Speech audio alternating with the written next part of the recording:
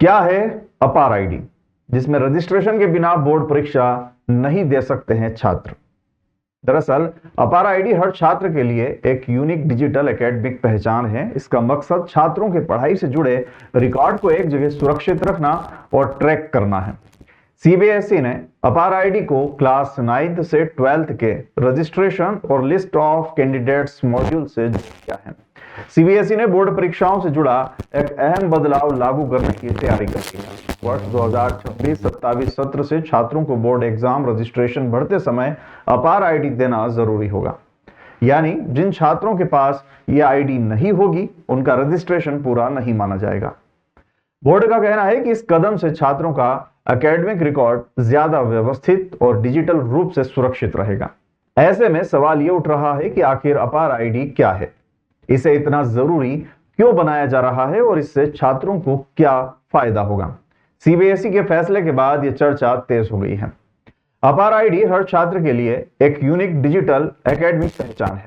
इसका मकसद छात्रों के पढ़ाई से जुड़े रिकॉर्ड को एक जगह सुरक्षित रखना और ट्रैक करना है।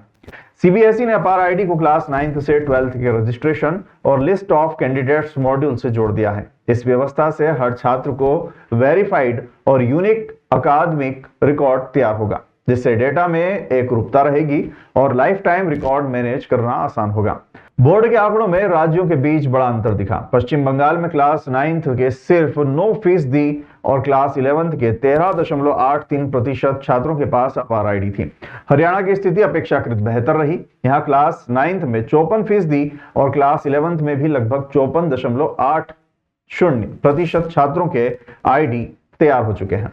दूसरे राज्यों में भी स्थिति कमजोर रही। गुजरात में क्लास 9th के 27.59 और क्लास 11th के 19.94% छात्रों के पास अपार आईडी थी। बिहार में यह आंकड़ा क्लास 9th के लिए 23.59 और क्लास 11th के लिए 26.01% रहा।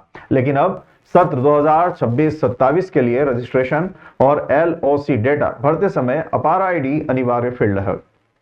साथ ही सीबीएसई उन राज्यों के स्कूलों की मदद करेगा जहां आईडी बनाने में परेशानी आई थी। बोर्ड को उम्मीद है कि अगले साल तक स्थिति बेहतर होगी। सीबीएसई ने यह भी पुष्टि की है कि वर्ष 2028 से क्लास 10th में मैथ्स, साइंस और सोशल साइंस की बोर्ड परीक्षाएं 2 स्तर पर होगी। 2 स्तर वाले करिकुलम का प्रस्ताव 2024 में ही मंजूर हो चुका है। वर्ष 2026-27 से क्लास 9th में पढ़ाई 2 लेवल स्टैंडर्ड्स और एडवांस में होगी। साथ ही सीबीएसई में यह व्यवस्था सिर्फ मैथ्स में है, जहां छात्रों के लिए बेसिक और स्टैंडर्ड 2 तरह के पेपर होते हैं। स्कूलों को तैयारी का पर्याप्त समय देने के बाद 2028 में इन विषयों की 2 लेवल की बोर्ड परीक्षा कराई जाएंगी। इस दौरान एनसीईआरटी, जिसको national curriculum framework for school education 2023 के मुताबिक नई किताबें तैयार करनी है, क्योंकि क्लास 9th से 12th की अपडेटेड एनसीईआरटी किताबें अभी आनी बाकी हैं। इसलिए 2026-27 सत्र में मौजूदा सिलेबस और करिकुलम ही जारी रहेगा।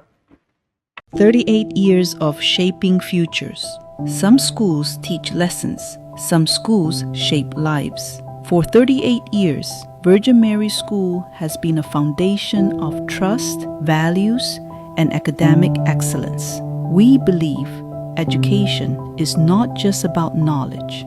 It is about character, discipline, and purpose. From these classrooms have emerged confident professionals, responsible citizens, and proud alumni, carrying our values into the world.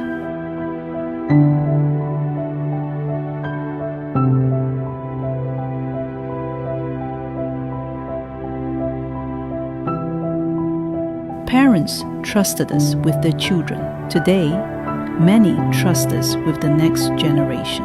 Virgin Mary School, 38 years of excellence, shaping futures that last a lifetime.